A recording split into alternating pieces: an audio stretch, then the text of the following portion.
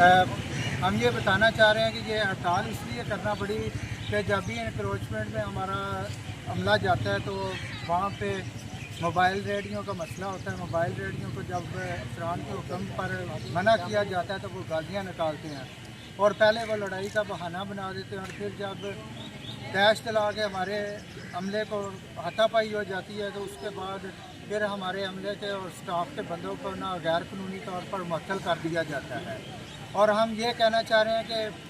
जब किसी के हुक्म पर ही हमने ये इंक्रोचमेंट की थी और इंक्रोचमेंट करने के बाद जब ये वाक़या हुआ तो फिर